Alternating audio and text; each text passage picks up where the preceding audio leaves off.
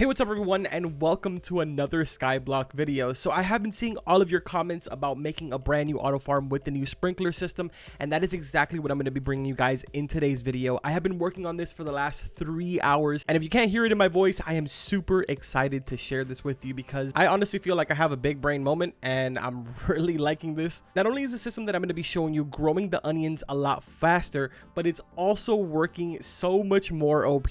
And honestly, those of you that had really massive farms and you guys are now getting oily crops, this is going to be an even better way for you guys to upgrade your farm, make it so much faster and make it better. Obviously, if you previously had massive auto farms, you more than likely have enough money or enough tools to be able to actually do this. I have no idea why I just called it tools. I meant to say material. But before we go ahead and get started and I show you guys the auto farm and walk you through how to set it up completely, I'm going to more or less give you guys a rundown on how exactly the sprinkler system works, just so obviously if you want to make my auto farm even better, you are capable of doing that, since you will have a general idea of how the sprinklers work. Now, the way that it works is extremely simple. It can be surrounded from all sides with dirt. That is not a problem. Unfortunately, as you can see in the outline right here, the only distance that the sprinkler throws water is 1 block all the way around 360. In order to supply water to your sprinkler, you are going to need a water catcher. You don't actually need any storage in order to be able to do this, assuming you build enough water catchers. Now, I have gone ahead and tested this from multiple distances,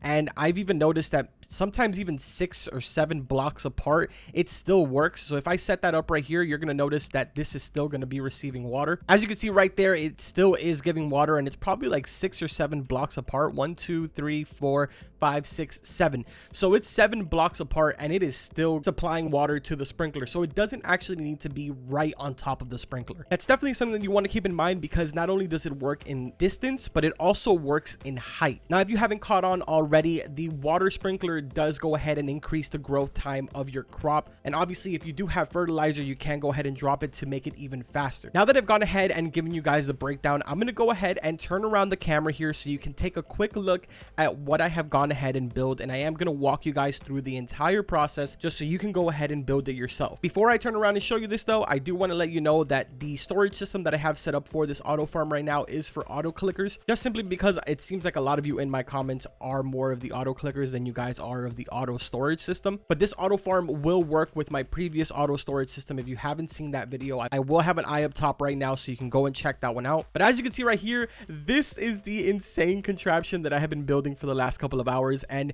dude, it works so good. It is actually insane and super scary how well it works. Before I get into the details of this, I do want to make it very clear that my other auto farm is still operating, so this is not going to be working at its full potential, even though it is still OP. Even with the fact that I have that auto farm running, I also have like 2 other auto farms running over here. So yeah, it's pretty safe to say that this is going to be insane. You guys are going to take a look at it right now because I'm going to run you by the entire thing. So as I had mentioned before, you can only surround it by 1. So the way that I did it was I made 1 of each all the way going down. So there's 1, 2, 3, 4, 5. Obviously, you can go ahead and make it as big as you want, but for the sake of this video and my auto farm, I went ahead and made 5 sprinklers going down. Now, once you've done that, next to that, what you're going to want to do is line up a bunch of your onion totems or whatever it is that you may be doing. The reason for putting 1 right next to each other over and over again is because if you haven't noticed on the right hand side here, the onions grow so fast that it's not possible to only add a gap in between every totem. It's 100% necessary for you to line up as many totems as you can because the growth of this is just insane. Now, unfortunately, as you noticed right here, the seed bug of it disappearing is still kind of happening, so that is semi-unfortunate. But honestly, with how fast this is producing, you're not even going to be able to tell. Now, right after the totems, you're going to want to line up a bunch of conveyor belts. Next to that, you're going to want to go ahead and dig 1 block down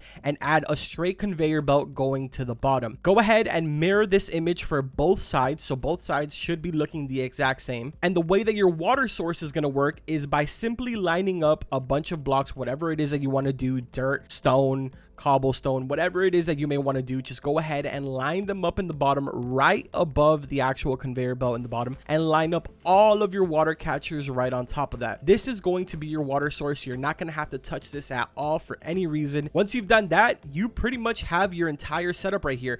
The way that you can obviously expand this is the same way that I told you guys with my other one. You can go ahead and continue to make floors on top. If we go ahead and head to the second floor, you'll notice that I am still receiving water up on the top, even though I do not have another water system set up here. The water system in the bottom is so many that it is actually providing water to both of the sides and to the second floor. Really quickly, I'm going to go ahead and add this last little sprinkler over here just so that way that's running as well. Now, one thing that I did forget to mention in the first floor is the very last totem that you put closest to wherever you're going to put your washer, because you are going to be putting your washer on the first floor. You can put it down maybe one block just so that way you don't have all of your onions bouncing around and stuff. But for the very last totem, you want to make sure that you add one coal totem. Unfortunately, this is going to kind of affect it just a little tiny bit, but you do need this coal totem in order to be able to provide coal to your washer. Another beautiful thing about washer is the fact that you can indeed put blocks around it. It doesn't have any type of barrier or anything.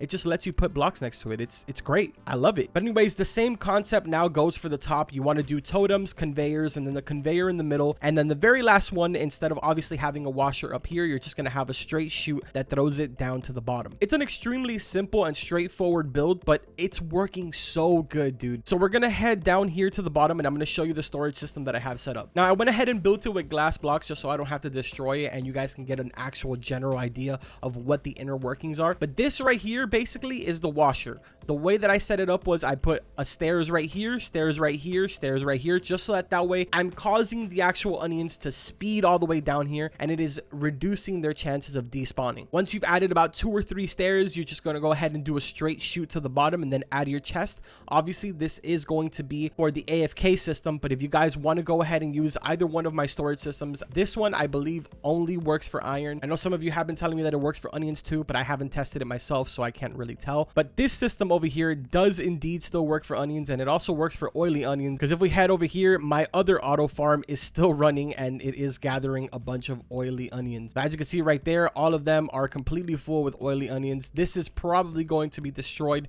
or it's going to be converted into my brand new one with the sprinkler system. But yeah, like I said, man, this is a really good way to be able to set up an auto farm. I'm absolutely loving it. Again, it is not working to its full potential because of the fact that I have so many auto farms running on my island, but once I go ahead and destroy the other onion auto farm and I'm able to expand this one, it is going to be making me so much money. Now, for those of you that went ahead and saw my video yesterday, I did mention that I wasn't able to find the sprinklers. They have been added now. They went ahead and added them last night. So if you have, I believe it's a tier 2, you can actually make a sprinkler on there. But if you have anything higher than a tier 2, you'll be able to see the basic sprinkler right next to the anvil. You're going to need 1 crystallized iron, 2 green sticky gears, and 30 iron bars. That is kind of the reason why you're seeing a bunch of iron ore everywhere in my base, because I had to actually farm for a bunch of crystallized iron before I made the video, due to the fact that I spent all of my crystallized iron on 40 vending machines.